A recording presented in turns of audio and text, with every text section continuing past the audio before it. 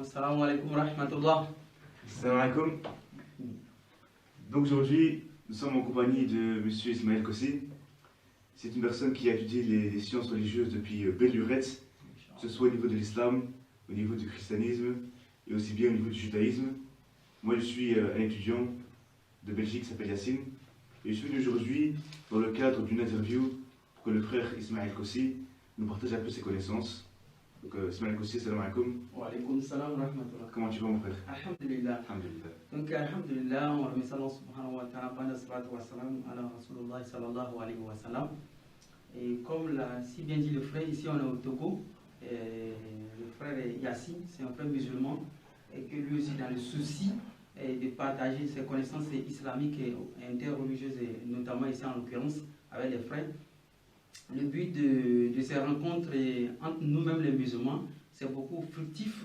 Plus on touche certains points, non seulement divergents, mais pour arriver à une conclusion meilleure, toutefois en se basant sur le nom Coran, comme l'a dit Allah subhanahu wa ta'ala, que c'est le Coran qui est la source de la clarté. En quelque sorte, Allah a appelé le Coran dans le Coran Al-Hukm. Allah a appelé le Coran Hukm, ça veut dire un élément de jugement. Voilà. Donc, Allah a appelé encore Furqan. Vous comprenez, non? Donc, la plupart des frères non musulmans, ils pensent que l'islam a des regroupements sectaires, d'où les divergences s'élèvent au milieu de nous. Ce ne sont pas des divergences plutôt, mais c'est plutôt la malincompréhension de beaucoup de choses, ce qui nous amène maintenant à avoir ces genres de rencontres pour essayer de dialoguer, toutefois en nous mettant à la conclusion sur un même point. Donc il y a des parties bibliques qui sont floues pour certains frères musulmans, il y a d'autres parties qui sont floues coraniquement pour certains frères musulmans. Donc on se rend compte et puis on fait un dialogue entre nous et maintenant on met la lumière sur beaucoup de choses, toutefois ne pas être partial. Amin, amin. Alors moi je t'ai préparé 5 questions environ. Oui. Je t'ai posé une Inch'Allah et tu vas pouvoir répondre et nous partager ta connaissance là-dessus. Bismillah. Alors la première question simplement c'est: quelle est la ou les significations de fils de Dieu dans la Bible? Inch'Allah ta'ala. Si on comprend bien, quelle est la ou les significations du fils de Dieu dans la Bible? Bon, si je me rappelle très bien, le mot fils de Dieu a vu pour la première fois son apparition dans la Genèse, puisque la Bible commence par la Genèse. Donc il faut repartir dans la Genèse, puisque si je vous donne l'exemple immédiat dans le Nouveau Testament, ce sera encore plus précipité. Voilà, justement. Donc il faut repartir dans la Genèse pour voir si les anciens prophètes ils connaissaient le mot fils de Dieu ou bien ils ne connaissaient pas. Donc du coup, dans la Genèse, on pense dans la Genèse c'est une rédaction ou une révélation à Moïse. Donc Moïse, entre Moïse et puis Jésus, il y a eu des milliers d'années. Donc le mot fils de Dieu vient et ça commence par la Genèse 6, verset 1. En avant, il dit, Genèse 6, verset 1, lorsque les hommes eurent commencé à se multiplier à la surface du sol et que des filles leur furent nées, les fils de Dieu virent que les filles des hommes étaient belles et ce fut parmi elles qu'ils choisirent leurs femmes. Donc ici, le terme utilisé, des filles, voilà, et les fils de Dieu. Voilà, donc ici, c'est une appellation commune, on appelle les filles de Dieu et les fils de Dieu. Donc déjà, à partir de là, on comprend que ce n'est pas un titre individuel, mais c'est plutôt ce collectif-là. Et maintenant, quel sens on donne à ça? Si on revient dans le Nouveau Testament pour voir le sens que donne le mot fils de Dieu dans le Nouveau Testament, non seulement on n'est pas encore arrivé à la théorie chrétienne qui pense que c'est Jésus-Christ qui est l'unique fils de Dieu, on se rend compte dans la Bible, dans Matthieu 5, verset 9. Je lis rapidement. Matthieu 5, verset 9. Dans Matthieu 5, verset 9, il est écrit, heureux ceux qui procurent la paix, car ils seront appelés fils de Dieu. Donc, Jésus-Christ, maintenant, de sa propre bouche, il dit, heureux ceux qui procurent la paix, car ils seront appelés fils de Dieu. Donc, si M. Yassine, il procure la paix maintenant, il sera appelé fils de Dieu. Si moi, il procure la paix, je serai appelé fils de Dieu. Si toi, mon frère, tu procures la paix, tu seras appelé fils de Dieu. Donc, du coup, le mot fils de Dieu, là, Jésus-Christ peut l'attribuer à toute personne qui fait la bienséance ou bien qui est rattachée à l'adoration divine avec un bon exemple. Donc, il est appelé fils de Dieu. Mais du coup, les chrétiens pensent peut-être que Jésus-Christ, le Fils engendré, c'est un terme qui a vu jour à passer bien avant l'avènement de l'unique Fils de Dieu. Parce que le terme engendré signifie procréer. Donc, procréer, donner une procréation, Dieu ne peut pas.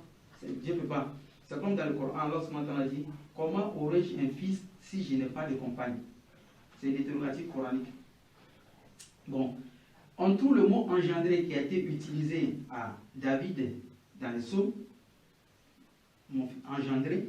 On trouve aussi le mot Israël, mon premier-né. Mais si, comment dire, c'est un ton oraculaire. Donc si le ton oraculaire, par exemple à Israël, qui est Jacob, mon premier-né, Jacob n'est pas le premier-né de Dieu. Voilà. Si le mot engendré a été appliqué aussi à David, David n'est pas le fils engendré de Dieu. Donc c'est le terme pour, comment dire, non seulement signifier une sorte d'affection, voilà, au bon serviteur. Donc du coup, ça devient un titre pour toute personne qui exerce une bonne action ou bien qui est rattachée à l'adoration divine, qui est proche du discours divin. Donc engendré est utilisé pour David. Justement. Voilà.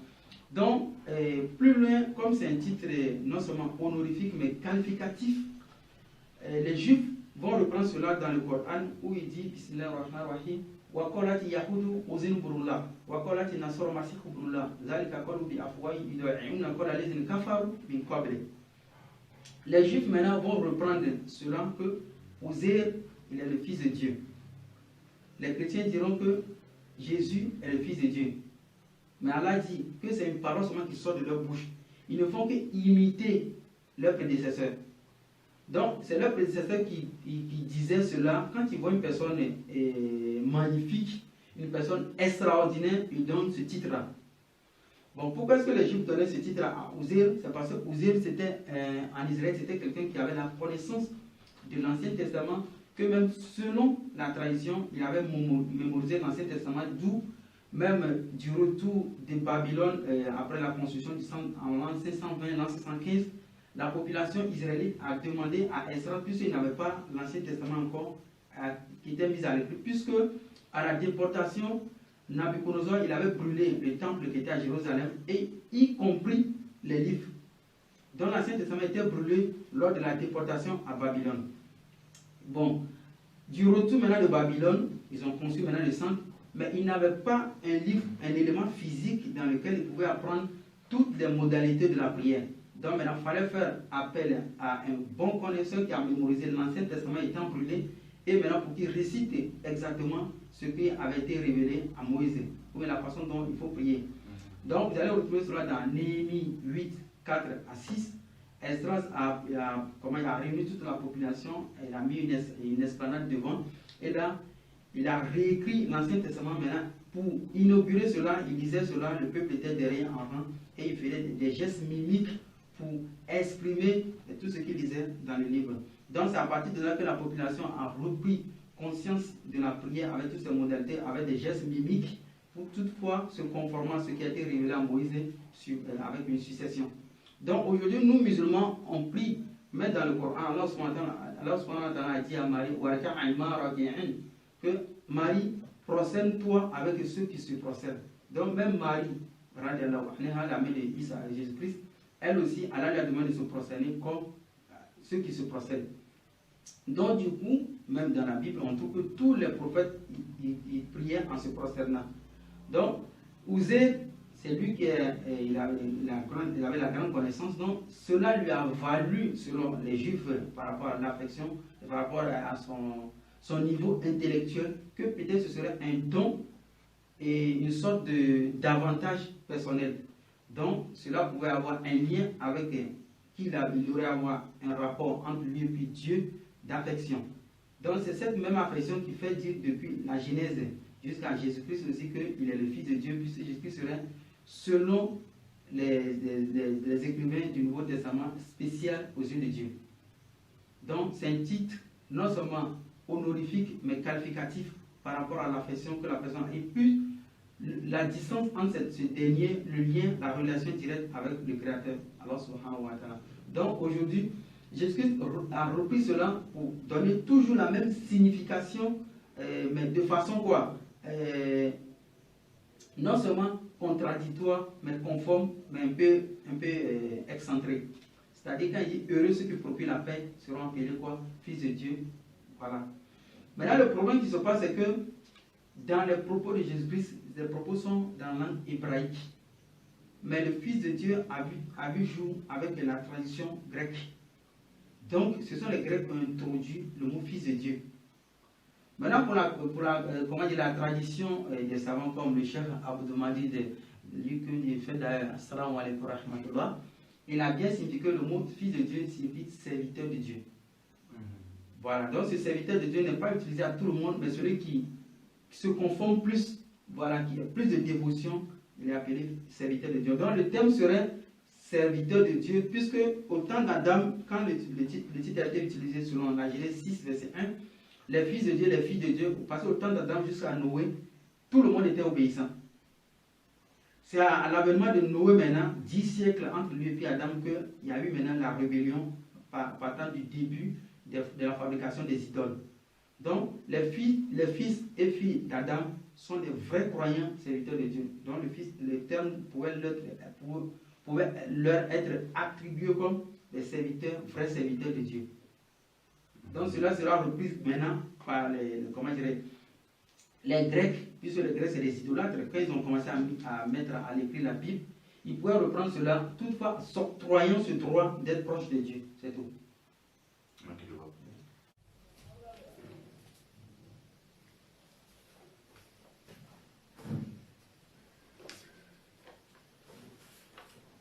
Voilà. Alors, la deuxième question, c'est... En fait, il y a beaucoup de chrétiens qui me disent que pour aller au paradis, il faut croire en Jésus, croire au fait qu'il soit mort, crucifié pour nos péchés, et également qu'il a ressuscité 3 jours après. Maintenant, ma question, c'est, que dit la Bible concernant l'accès au paradis? J'aimerais tout savoir. Précisément, quand on parle de croire à la mort de Jésus pour aller au paradis, c'est déjà un concept faux du moment où on a la leçon, c'est-à-dire la morale. La leçon, c'est de la rhétorique.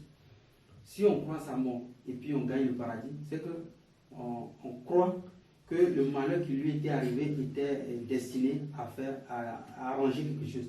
Or, un mal ou bien une douleur n'est jamais destinée à être une cause de joie. Bon, du coup, dans la Bible et dans Luc 23, verset 1, on trouve qu'il est écrit « Or, Satan entra dans Judas et Judas alla livrer Jésus ». Donc, si Satan est entré dans Judas, donc ça devient une volonté de Satan. Du coup, Judas maintenant va suivre cette volonté et il ira livrer Jésus. Bon, Jésus-Christ aussi dans même ses propos, dans Jean, il dira que non, quoi, malheur à celui qui l'a livré. Bon, si tout, comment dirais-je, il déteste celui qui l'a livré et puis il déteste cette action, comment est-ce que cette action peut être salvatrice pour nous? Impossible. Bon, du coup, les mêmes frères chrétiens, ils disent que Jésus est Dieu. Donc, du coup, Dieu était courroucé contre Adam et Ève quand ils ont consommé le fruit. Juste une consommation de fruits. Maintenant, des millénaires après, ces mêmes méchants tuent Dieu et Dieu ressuscite le 3e jour et Dieu est heureux avec eux. Mais c'est impossible. On mange un fruit, tu es mécontent, on te tue, tu commences à rire les gens. C'est comme ça. Donc, c'est impossible cette théorie. Donc, si jamais les frères chrétiens nous disaient, ils trouvent un verset biblique où Dieu dit que moi-même, je vais inspirer aux gens pour livrer Jésus, ça sera une cause de joie pour moi, là on va les croire. Mais nulle part dans la Bible, Dieu n'a pas dit qu'il va livrer Jésus et ça sera une cause de joie pour eux. Nulle part dans l'Ancien Testament, Dieu n'a fait mention qu'il va livrer son fils, ça sera une joie pour eux, pour nous. Mais, encore, ces deux versions, ça c'est la première version de livrer son fils pour nous les méchants. Or, ce qui traduit les normes, c'est-à-dire les normes moralétiques, on trouve que dans la Bible, je pense, dans Proverbe, attends, je vais voir si je peux trouver ça, Proverbe 24, verset 18. Proverbe 24, verset 18. Si c'est bon. Il est dit dans la Bible que que le méchant serve de rançon pour le juste. Or, selon les chrétiens, Jésus-Christ c'est lui le juste. Maintenant, comment est-ce que le juste viendrait, servira maintenant de rançon pour les méchants? Impossible. Donc, du coup, on trouve toujours dans Proverbe, on trouve où Dieu dit, je préfère la miséricorde que le sacrifice. Jésus lui-même, il utilisa cette même phrase dans Matthieu 9, verset 13, reprenant ce que Osée avait dit. Dieu avait inspiré ça à Osée. Osée a dit que quoi? Je prends plus de plaisir à la miséricorde que le sacrifice. Maintenant, quand Jésus viendra maintenant, il sera en train de manger avec des méchants. Les Juifs vont le surprendre en train de manger les méchants. Maintenant, du coup, ils vont l'accuser que pourquoi lui, juste, il mange avec les méchants. Mais Jésus va leur dire que non. Allez apprendre ce que signifie je veux la miséricorde et non le sacrifice. Donc, du coup, Dieu n'aime pas le sacrifice. Dieu fait plutôt la miséricorde. Donc, le fait de donner son fils aux humains pour un sacrifice expiatoire, Dieu, proprement dans le Coran, dans la Sourate 2, verset 37, il dit Fatalakor Adamu Mirabihi Kalimati Fatabale, qu'il a pardonné à Adam en quelque sorte. De la même chose aussi dans le Coran, dans la Sourate, je pense 39, verset 53, Allah dit Bismillahirrahmanirrahim Qul ya ibadi allazina asrafu ala anfusihim la taqnatu min rahmatillah inna Allaha yaghfiru dhunuba jami'an innahu huwa ghafurur rahim. Donc Allah dit, dis à mes serviteurs qui ont commis des actes à leur détriment de ne pas se désespérer de la miséricorde. Du coup, le Coran même, tous les chapitres commencent toujours par Dieu le clément et le miséricordieux. Voilà. Même dans la Sourate 85, verset 11, dit encore, il s'appelle encore, c'est-à-dire grand amour. Donc le Coran parle plus d'amour par rapport à la Bible. Or, quand il y a l'amour, il y a la miséricorde. Mais les chrétiens pensent aujourd'hui véhiculer un message d'amour à travers cet acte expiatoire qui est d'ailleurs une volonté de Satan, justement pour surplomber la théorie islamique qui est d'ailleurs dans les normes moralétiques. Parce que Dieu avait pardonné Adam depuis, après l'action. Mais eux pensent qu'il n'a pas pardonné. Mais il faudra qu'il donne son fils pour pouvoir le pardonner. Donc c'est un message vraiment qui donne mot de tête. Tu vois, non? Maintenant, en ce qui concerne, peut-on aller au paradis en croyant cette mort? Impossible, puisque cela n'est pas la volonté de Dieu. Plutôt, pour aller au paradis, Jésus-Christ même s'est prononcé, je pense ici dans Luc. On va rentrer dans Luc 18, verset 18. Dans Luc 18. Voilà. Dans Luc 18, verset 18, il y a un jeune homme qui est venu interroger Jésus sur comment entrer dans le paradis. Là, c'est Jésus même qui va répondre. Comment entrer dans le paradis? Un chef interrogea Jésus et dit, bon maître, que dois-je faire pour hériter la vie éternelle? Jésus lui dit, pourquoi m'appelles-tu bon? Personne n'est bon si ce n'est Dieu seul. Mais avec tous ces versets, les frères continuent à croire que Jésus est Dieu. Il dit qu'il n'est même pas bon. Mais dans 1 Pierre ainsi que dans les propos de Paul, eux ils disent que Jésus est bon, qu'il est sans péché. Mais ici Jésus dit qu'il n'est pas sans péché. Sauf Dieu seul qui est sans péché, saint. Donc Jésus reconnaît lui aussi être un humain qui commet des actions déplorables des fois ou bien des erreurs. Et c'est ce qui est le qualificatif d'un homme. Oublier ou se rappeler. Donc Jésus aussi avait la même chose. Donc du coup il dit c'est Dieu seul qui est bon. Tu vois non? Maintenant il répond au jeune homme, tu connais les commandements, c'est-à-dire pour entrer dans le paradis, il faut suivre les commandements. Voilà. Bon, quand il a cité les commandements au jeune homme, donc pour entrer dans le paradis, la première des choses, il faut suivre les commandements, c'est-à-dire la loi divine. La loi divine n'est pas pour Dieu, mais c'est pour nous-mêmes. C'est-à-dire Dieu te dit dans sa loi que ne fornique pas. Si tu ne forniques pas, c'est à ton avantage. Voilà. Maintenant, j'ai, dit-il, gardé tout cela dès ma jeunesse. C'est-à-dire le jeune homme maintenant répond à Jésus que depuis sa jeunesse, il observait les commandements. Que le reste-t-il maintenant? Il demande ce qu'il lui reste maintenant pour avoir la vie éternelle. Jésus, après l'avoir entendu, lui dit, il te manque encore une chose. Vends tout ce que tu as, distribue-le aux pauvres. Et tu auras un trésor dans les cieux. Puis viens et suis-moi.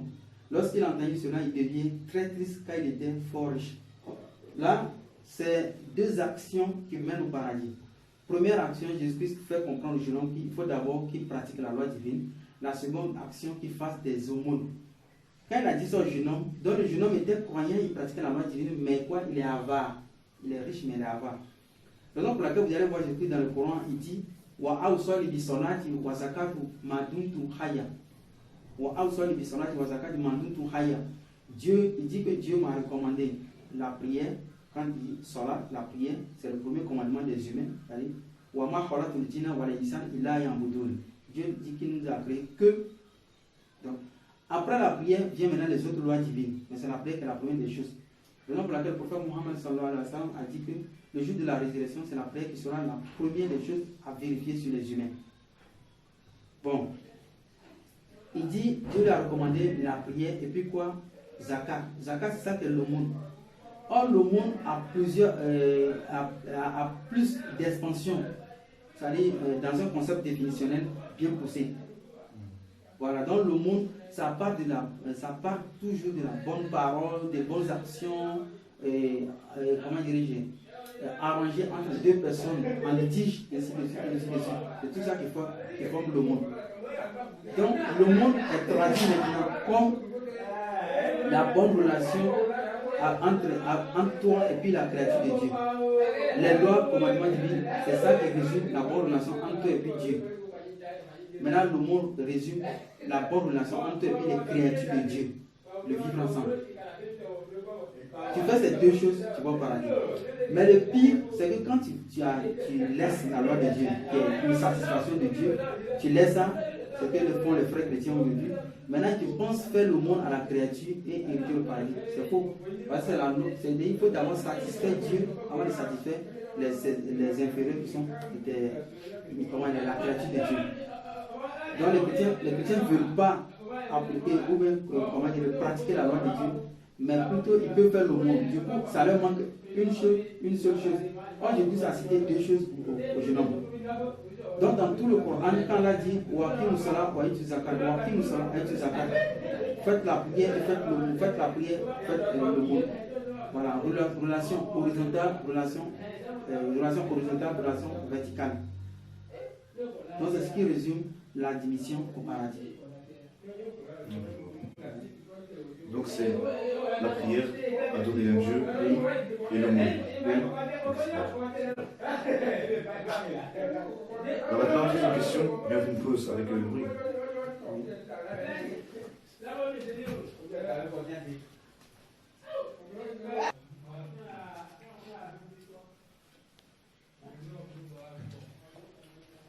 Donc, alhamdulillah, par rapport à la miséricorde ou bien par rapport à la mort de Jésus-Christ, pour rentrer croire en la mort de Jésus pour rentrer au paradis, c'est un enseignement qui est contraire par rapport aux enseignements des vrais prophètes, l'enseignement, c'est-à-dire l'enseignement de Dieu sur les vrais prophètes et les vrais prophètes à la population, c'est-à-dire précédente. Dans les chrétiens, c'est une innovation de leur part de penser que un juste, entre guillemets, que Jésus peut mourir pour les méchants. Or, dans l'enseignement initial, c'est un méchant peut servir de rançon pour les justes. Pas l'inverse. Justement, ils n'ont pas l'inverse. Vous allez remarquer cela même. D'ailleurs, même quand ils disent que comment on appelle le sacrifice expiatoire, Jésus c'est le sacrifice expiatoire. C'est encore contraire à ce que dit Proverbe 21, verset, je crois, 3. Pratiquer la justice et le droit. Voilà ce qui est pour l'Éternel préférable au sacrifice. Mais ça, c'est explicite. C'est explicite. Pratiquer la justice et le droit, voilà ce qui est pour l'Éternel préférable au sacrifice. Voilà. Donc, la justice, bien se conformer au bon règlement. Et cela est préférable au droit. C'est-à-dire donner droit à autrui. Ça, c'est la relation horizontale. Voilà, donner le droit à autrui. Cela est mieux plus que le sacrifice. Ça continue toujours dans Proverbe 21, verset 18, où il est dit: le méchant sert de rançon pour le juste et le traître pour les hommes droits.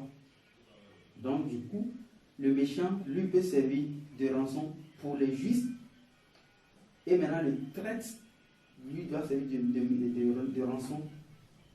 Tu vois, non? Voilà. Le méchant peut servir de rançon pour les justes et pour les hommes droits. Pas l'inverse. Mais eux, c'est l'inverse ils font. Puisque le méchant, celui qui a servi de rançon, c'est Jésus. Quand Jésus n'est pas le méchant. Or, celui qui doit servir de rançon, d'être le méchant pour le juste. Mais eux, plutôt, maintenant, c'est eux qui sont des méchants. Jésus est le juste, mais Jésus le juste est mort pour eux des méchants. Donc, c'est un enseignement totalement, non seulement contradictoire, mais désorienté, instable, qui n'a rien même qui sort de la rhétorique, dans le sens moralitique, zéro. Voilà. Or, islamiquement, Allah subhanahu wa ta'ala nous dit nul ne portera le fardeau de Dieu. D'ailleurs encore, plus grave encore, dans la Bible, il y a ça, il y a cet enseignement que nul ne mourra pour le péché d'autrui. Mais eux disent maintenant que Jésus est mort pour leur péché. C'est grave. C'est comme ça. Alors maintenant, troisième question. J'ai entendu en fait de la part de certains musulmans que Jésus, sur lui, est venu prêcher uniquement aux Juifs. Et que ni Jésus, ni ses apôtres n'ont prêché aux non-Juifs. Pouvez-vous démentir cela ou développer puis prouver cela? Justement, premièrement, on prouve cela, on ne peut pas démentir cela, puisque c'est la Bible qui approuve cela. Dans Matthieu 15, verset 24, non, si on repart en arrière, d'abord la naissance de Jésus-Christ, dans Matthieu 1, verset 21, il est dit, l'ange Gabriel a dit à Joseph de dire à Marie qu'elle enfantera un fils, son nom sera Jésus, il sauvera son peuple de ses péchés. Donc la destination de Jésus-Christ était déjà proclamée vers quoi? Son peuple. Maintenant, quel est ce peuple-là? La Bible même va se prononcer dans Matthieu 2, 6, où il dit, et toi, Bethléem, tu ne seras pas parmi les principales villes de Dieu, car de toi sortira un chef, entre guillemets, Jésus, qui pètera mon peuple. Ça, c'est Dieu qui parle. Dieu avait déjà lancé cette prophétie à qui? À Michée. Michée qui a vécu 700 ans avant Jésus-Christ, qui avait déjà prophétisé ça. Michée 5, verset 1. Maintenant, dans Matthieu, on retrouve cela, la reprise dans Matthieu 2, verset 6. C'est pas fini. Quand Jésus lui-même va envoyer ses apôtres pour aller prêcher, qu'est-ce qu'il va leur dire? N'allez pas vers chez les païens, n'entrez pas dans la vie des Samaritains, allez plutôt chez les brebis perdus de la maison d'Israël. Donc là, il donne un ordre avec restrictions bien limitées.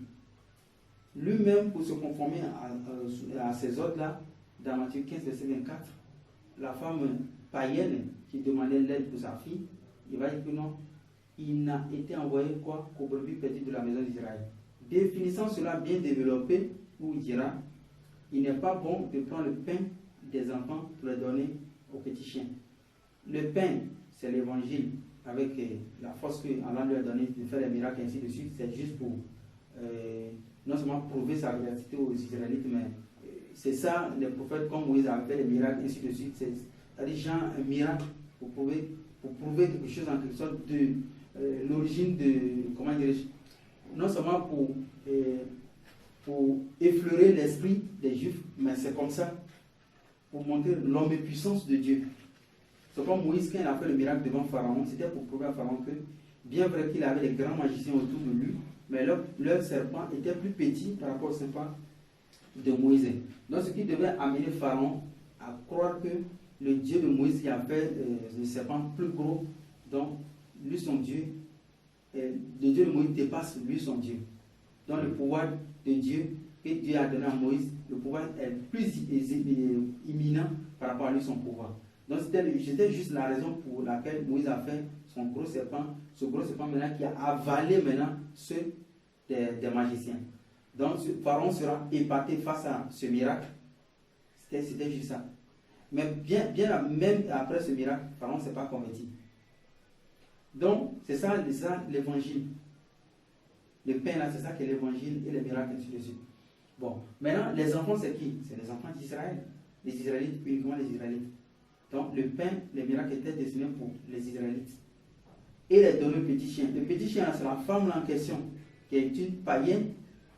Donc, elle n'avait pas droit à ce miracle, cette force que Dieu a donnée à Jésus. de sauver les gens, de faire les choses. Elle n'avait pas droit à ça. Cela ne lui a pas été destiné. Comme pensent les frères aujourd'hui que non, Jésus-Christ leur a été destiné. Donc du coup, dans 4 versets, on trouve la forme parfaite, restrictive, et puis bien limitée, bien peaufinée, bien suivie par Jésus lui-même. Que ce soit l'autre, que ce soit lui-même.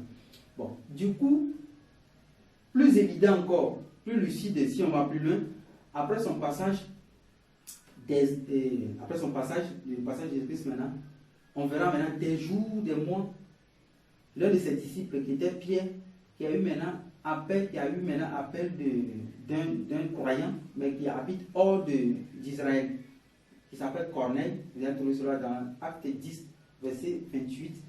Je vais lire Acte 10, verset 28. Vous voyez clair? Acte 10, verset 28. Verset 28. Dans Acte 10, verset 28, il dit, je pense là, il leur dit, quand Corneille maintenant va faire appel à ce disciple de Jésus-Christ, après des jours, des mois de l'inexistence de Jésus-Christ, Corneille fera appel à ce disciple maintenant pour lui parler de Dieu. Maintenant, quand ce disciple Pierre va aller chez Corneille, qui est hors d'Israël, ce disciple dira à Corneille, écoute bien, il leur dit, vous savez qu'il est interdit à un juif de se lier avec un étranger ou d'entrer chez lui. Là, bien sûr, bien évidemment qu'après le départ de Jésus-Christ, l'ordre qui leur a été donné depuis dans Matthieu 10, de ne pas aller chez les païens, les disciples maintenant, ils rappellent ça à ce païen-là. Tu comprends un peu, non? Donc, s'il avait reçu la liberté, comme peut-être pense le faux verset de Matthieu 28, verset 19, qui pense qu'aller dans toutes les nations. Si Jésus-Christ avait donné cet ordre, les disciples ne vont pas se rappeler de l'ordre du refus d'aller chez les non-juifs. Voilà. Okay. C'est parce que, en toute vérité, Jésus n'a jamais été ressuscité, il n'a jamais donné cet ordre. Parce que c'est un ordre donné après la résurrection. Or, la résurrection est une formalité. Donc, c'est l'ordre exact, c'est ça que Matthieu 10, verset 5 à 7.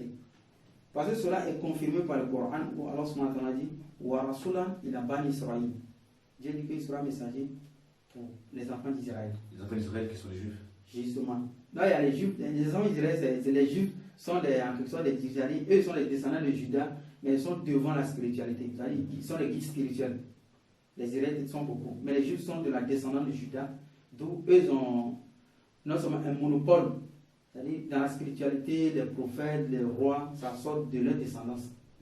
Maintenant, les autres, comme les fils de Lévi, par exemple, eux sont des grands, ils servent des sacrificateurs.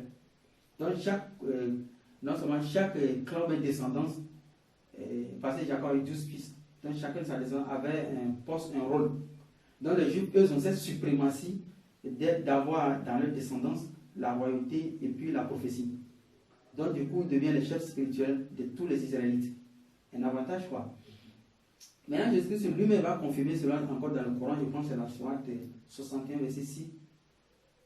Quand Jésus a dit aux enfants d'Israël que je suis un messager à vous. Cela a été déjà dit par le Coran dans la sourate 3, verset 49. Dieu lui-même a dit que Jésus sera un enfant destiné aux Israélites. Lui-même, quand il est venu, il leur a dit ça. Donc, c'est fini.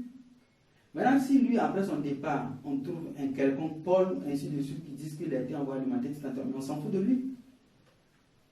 L'auteur en question a dit, j'ai été envoyé ici. Celui qui l'a envoyé a dit, je l'ai envoyé là-bas. Mais on s'en fout de Paul et puis c'est suivant là. Nous, on s'arrête sur la parole de Jésus-Christ. Point final. Ok, donc d'après la Bible, oui. Jésus a été envoyé pour prêcher uniquement aux Juifs. Et jamais aux Juifs. Il a même interdit cela. Oui. Donc, c'est clair. Alors, quatrième question. Oui. Les chrétiens usent du verset je suis le chemin. Enfin, Jésus dit ça. Oui. Je suis le chemin, la vérité et la vie. Oui. Nul ne vient au Père que par moi. Oui. Référence Jean, chapitre 14, verset 6. Et les chrétiens, en fait, interprètent ce passage comme si c'est Jésus qui nous guide et qui nous sauvera de l'enfer si on l'obéit. Oui. Et je pense aussi qu'il justifie le fait de prier au nom de Jésus. Oui. durant leur prière, les chrétiens, quand ils prient, ils disent à la fin, j'ai prié au nom de Jésus, Amen. Et justifient cela par la fin du verset qui dit, nul ne vient au Père que par moi. Maintenant, la question est, est-ce que cette interprétation chrétienne est entièrement correcte? Justement, alhamdulillah, quand ils disent, Jésus dit, je suis le chemin, la vérité et la vie. D'abord, il y a une chose dans la Bible, c'est d'abord de contrôler, non seulement porter du crédit à une phrase qu'aurait dit Jésus. D'abord, on appelle ça l'analyse du propos de la personne. Bon. Quand moi je dis par exemple, ou bien la plupart de tous les musulmans, nous disons que Jésus n'a été envoyé qu'aux brebis perdues de la maison d'Israël, c'est parce que les versets justifient ça. Et les versets convergent sur ça. Bon. Il dit, je suis le chemin et la vérité et la vie. Le chemin, la vérité et la vie. Et nul ne vient au Père que sans passer par lui. Mais nul a signifié qui? Nul a signifié ceux à qui il a été destiné. Aucun des Juifs ne vient au Père si ce n'est par Jésus. Oui. C'est tout. Parce qu'à eux, ils s'adressent. Nul, ils parlent de leur population. Il ne faut pas de nous. Puisqu'il a dit qu'ils s'arrêtent à leur population. C'est comme si moi, je dis par exemple, je suis un Togolais. Moi, je suis un Togolais. Voilà. Nul ne peut prêter de l'argent à la banque sans passer par moi. Mais un Américain, toi, tu es un Belge, tu es un Marocain, tu peux prêter de l'argent sans passer par moi, puisque tu n'es pas Togolais. Voilà, c'est-à-dire, tout mon pouvoir s'arrête au Togo ici. Je peux gouverner les Togolais, tous les Togolais, s'ils veulent faire quelque chose, ils doivent passer par moi, puisque je suis le président. Mais cela, je n'ai pas un droit extra-togolais. Donc, du coup, quand je prononce que nul ne peut prêter de l'argent à la banque sans passer par moi, je le dis dans un terme bien restrictif au Togo ici. Les autres banques d'extérieur, je n'ai pas ce pouvoir-là. Donc, quand je dis nul, il parle à sa communauté bien définie. C'est tout. Maintenant, chaque prophète peut dire ça à tout le monde. Oui, nul, c'est comme par exemple le professeur dit à ses élèves, nul ne peut sortir au lit sans sa permission. Mais c'est entre le professeur et ses élèves. Mais à part eux, les gens ont sorti dans leur coin, ce sont ces élèves qui sont sous ses ordres. Donc ça, c'est une parole de Jésus-Christ envers ceux qui le suivaient, les Israélites. C'est tout. Envers son peuple. Envers son peuple. D'accord. Maintenant, cinquième question, c'est un peu la quatrième. En fait, il y a aussi beaucoup de chrétiens qui utilisent un autre verset. Cette fois-ci, c'est « Je suis l'alpha et l'oméga, le premier et le dernier, le commencement et la fin. » Apocalypse chapitre 22, verset 13. Et les chrétiens utilisent cela pour dire que Jésus est Dieu et qu'il était là avant même la création de la terre. Donc c'est deux choses. Jésus est Dieu, d'après ce verset-là, et qu'il était là avant même la création de la terre. Maintenant, la question est, est-ce que la Bible est-elle d'accord avec cette interprétation ou bien cette interprétation est-elle incorrecte? Justement, c'est une interprétation d'abord incorrecte. Parce que quoi? Et si on remarque dans Apocalypse 5, je crois, verset 6. Oui, Apocalypse 5, verset 6. Je lis et on met un accent sur chaque mot. Si je dis Dieu ou pas, c'est à vous de me le dire. Donc, écoutez-moi bien. Bon, Apocalypse 5, verset 6, il est dit, et je vis, ça c'est l'auteur de la vision, et je vis au milieu du trône et des 4 êtres vivants, et au milieu des anciens, un agneau debout qui est agneau. La Bible nous dit que l'agneau c'est Jésus-Christ. On trouve cela dans Jean 2, je pense, dans Jean 2, verset 1, voici l'agneau de Dieu qui ôte le péché du monde. Donc quand on parle de l'agneau dans la Bible, on parle de Jésus. Donc ici, l'auteur dit d'avoir vu en vision un agneau debout. Donc ça, il parle de Jésus. Bon, un agneau debout qui semblait immolé. Moi, j'ai tout demandé aux chrétiens. Il semblait immolé là. C'est quelle image? Un agneau qui semble immolé. Je ne comprends même pas. Donc moi, j'ai tout posé cette question au pasteur. Je n'ai jamais répondu. Un agneau qui semblait être immolé. Je me demande si c'est l'agneau qui broute l'herbe là, ou bien si c'est Jésus qui avait pris sa forme. Il semblait immolé comment? Il était à terre ou bien il était comment? Franchement, il faut que les frères me répondent. Sinon, moi je suis triste face à ce verset, je suis triste. Et il n'y a pas un seul chrétien qui m'a donné l'explication. La plupart ils se taisent. Pourquoi ils se taisent s'ils ont le Saint-Esprit? Qui m'explique? Tu vois, non? C'est bizarre. C'est très bizarre qu'il semblait immolé. C'est-à-dire qu'il est à moitié homme il est à moitié agneau, il est à moitié mort, ou il est à moitié midi. On ne sait même pas.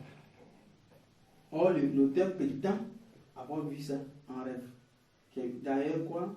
Une révélation entre guillemets. Franchement, c'est insensé. Qui me montre quelle forme avait la chose? Est-ce un agneau? Est-ce de Jésus qui avait la chair de l'homme?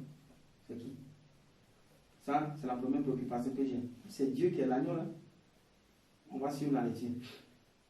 Il dit debout qui semblait immolé. Il avait 7 cornes et 7 yeux. Maintenant, je pose la question aux chrétiens. Il avait 7 cornes et 7 yeux. Est-ce Jésus ou est-ce un démon? Mais c'est ça.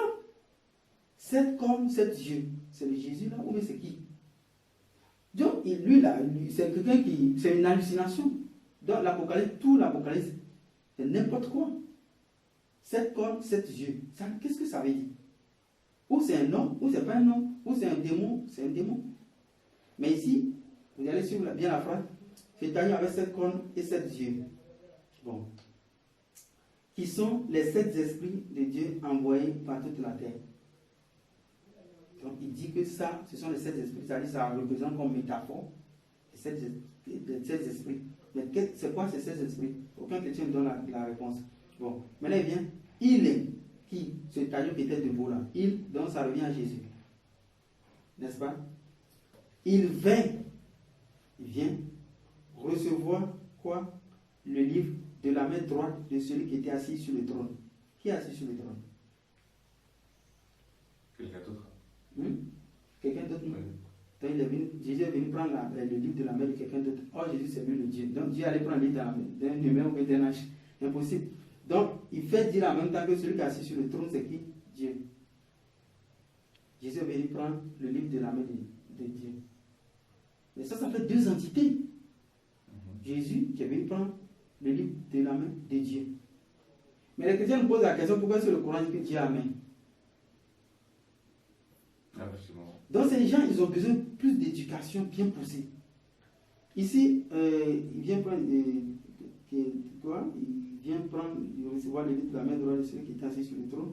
Quand il eut reçu le livre, les 4 êtres vivants et les 4 anciens se prosternaient devant l'agneau. Ils se sont prosternés devant l'agneau, comme dans la Bible, on trouve toujours que telle personne s'est prosternée devant Jésus. Telle personne s'est prosternée devant Jésus. Et puis les chrétiens disent que oui, s'il se prosterne devant le, c'est qu'il est Dieu. Donc, même chose ici, il vient se prosterner devant Jésus, quand il a pris le livre. Maintenant, on continue la lecture. Tenant chacun une harpe et des coupes d'or remplies de parfums, qui sont les prières des saints. Et il chantait, ces derniers-là, un cantique nouveau en disant: Tu, Jésus, es digne de recevoir le livre et d'en ouvrir le sceau, car tu as été immolé.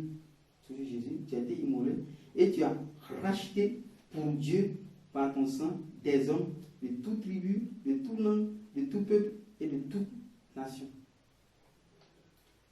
Tu as fait d'eux un royaume et des sacrificateurs pour notre Dieu. Tu as fait d'eux, toujours c'est Jésus, pour notre Dieu, et ils régneront sur la terre. Donc du coup, c'est la merde, tout ça. Jésus n'est pas Dieu, c'est tout. On va t'aller sur ça quoi? Pour que les frères comprennent qu'il faut qu'ils reviennent en eux-mêmes, qu'ils laissent ce Saint-Esprit, qui est d'ailleurs même un démon, sur l'acte 5, verset 1, qui a tué les gens à cause de leur propre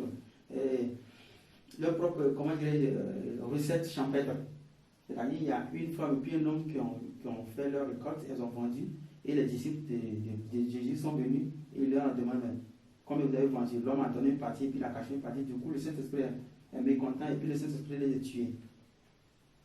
Le Saint-Esprit tue les gens à cause de leur propre bien. Mais c'est un démon ça. Donc ce Saint-Esprit, les frères disent qu'il est saint, mais il est saint où? Et comment il commet un meurtre? D'abord c'est un escroc. C'est tout qui ne t'appartient pas. Le Saint-Esprit commet des meurtres. Oui, des meurtres.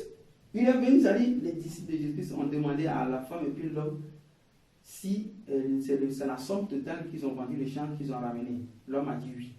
Mais comme l'homme a menti au Saint-Esprit, le Saint-Esprit l'a tué en même temps. Sa femme est rentrée quelques heures plus tard. Les disciples ont demandé à la femme: est-ce l'argent que ton mari a donné? Est-ce la somme exacte? Elle a dit oui. Comme elle seule a menti, le Saint-Esprit l'a encore tué. Donc, en résumé, Le Saint-Esprit, il tue les gens pour leur propre bien.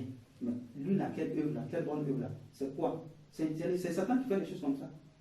Donc, le Saint-Esprit, c'est Satan. Point. On est bon. Merci frère Ismaël, tu as posé toutes mes questions. Pour moi, c'est terminé. Si tu as quelque chose à ajouter, je t'invite à continuer. Pour moi, c'est parfait. Alhamdulillah. Donc, je pense que la réflexion à passer, ce n'est pas seulement une leçon ni une sorte de dénigrement, non. C'est plutôt un sens, une rétrospective de tout le monde, que ce soit des musulmans ou que ce soit des chrétiens, de faire quoi? De faire une étude poussée de leur idéologie, essayer de décortiquer dans cette idéologie-ci, il y a des parties immorales et puis il y a des parties aussi justifiées. Nous, l'islam, c'est quoi? C'est démontrer ce qui est cohérent et accessible à la raison raisonnante, suivant toujours les codes moraux. Donc, du fait que nous, la racine ou bien l'origine de l'islam, selon les normes moralistiques, est que quoi? Adam a commis, a transgressé l'ordre de Dieu. Là, les chrétiens qui n'ont péché, il n'a pas péché. Puisque le péché, c'est quand tu portes atteinte à autrui. C'est ça qu'on appelle un péché. Al-ism, dans le Coran. Mais concernant Adam, il a transgressé seulement l'ordre de Dieu. Dieu a dit ne mange pas ça, il a mangé. Ça, c'est une transgression de l'ordre de Dieu. C'est comme un élève, normalement, il doit venir à l'école, à l'heure de la rentrée des classes, c'est 7 heures. L'élève vient à 9 heures, mais il n'a pas péché. Il a transgressé l'ordre. Mais on dit l'élève a péché quand, tout d'un coup, les cahiers de tous les autres, de ses frères, de ses collègues, les élèves, si jamais il brûle les cahiers de ses élèves, il incendie un truc comme ça, donc il a incendié les livres des gens, donc il a commis un péché. Car là, il porte atteinte à autrui. Et là, il porte atteinte à autrui. Mais s'il vient à 9 heures, il ne porte pas atteinte à autrui. Il a transgressé l'ordre de la rentrée de la classe, c'est fini. C'est-à-dire, ça n'incombe qu'à lui sur sa responsabilité. Mais s'il brûle le cahier des autres, parce qu'il y a certains enfants qui n'ont pas d'argent pour acheter d'autres cahiers, donc à partir de lui, son action, les autres vont s'appauvrir et puis ils vont avoir des problèmes. Là, il a commis un péché, il doit juger et maintenant rendre à autrui ce qu'il a détruit. Là, on appelle ça péché. Donc Adam avait transgressé et comme Dieu a su, Dieu sait que c'est une erreur de l'oubli. Puisque Dieu l'a dit à propos de Satan que Dieu l'avait déjà dit auparavant que Satan est ton ennemi. Mais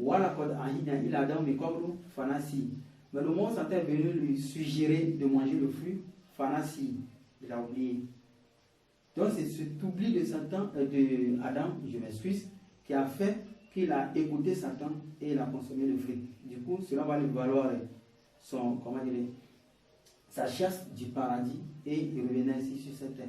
Inch'Allah, nous allons continuer après pour démontrer A plus B que même le fait que Adam soit sorti du paradis, c'est un avantage pour nous les humains. Mais cela a été malheureusement compris par les frères chrétiens. Ils ont cru que non, le fait qu'Adam soit chassé du paradis, cela nous a valu dit la souffrance, le travail, ainsi de suite. Non. C'est un avantage pour nous. Mais si Adam était resté dans le paradis, on n'aurait pas d'avantage. Puisque quand on est venu maintenant sur cette terre, Dieu nous demande maintenant d'œuvrer. Quand vous allez œuvrer, vous allez avoir des points.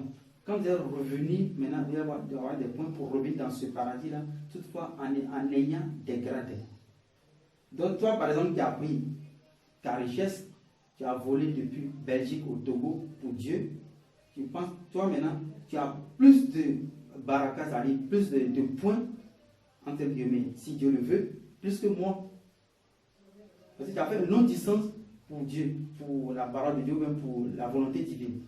Donc, ce sont des points-là qui te permettront, toi, par rapport aux musulmans belges, qui ne veulent pas faire ce genre de voyage, d'être devant eux, d'être à une, voilà, par rapport à eux, même si vous arrivez à être ensemble dans le paradis. Or, si Adam nous avait mis au monde dans le paradis, on serait tous au même niveau, puisque toi, tu as fait quoi devant moi? Dieu est juste. Donc ici, c'est comme ça fait nos preuves pour ensuite voir ACD, qui sera où, justement, ACD, qui sera à quel degré en fonction de ce qu'on a fait. Voilà. Et s'il n'y avait pas cette terre-là, cette épreuve-là, Oui. on va arriver tous au paradis, Oui. mais personne n'aura fait cette preuve. Quoi. Justement. Donc on ne saura pas qui est plus méritant que qui. Allah, c'est comme ça. La raison pour laquelle le Coran décrit le paradis comme des étages sur étages, étage sur étage. Donc si tu veux avoir une meilleure place, être à un niveau bien, Dieu te demande une seule chose, tu remplis les devoirs, le lien entre lui, ses devoirs entre lui et puis correct, et bien tu sois bienveillant envers sa créature, c'est fini. C'est ça qui est. Et c'est ça Jésus avait montré, le jeune qui demandait comment est-ce qu'il va accéder au paradis, et quoi, de suivre, de pratiquer la loi divine, et puis même d'être bon avec les pauvres.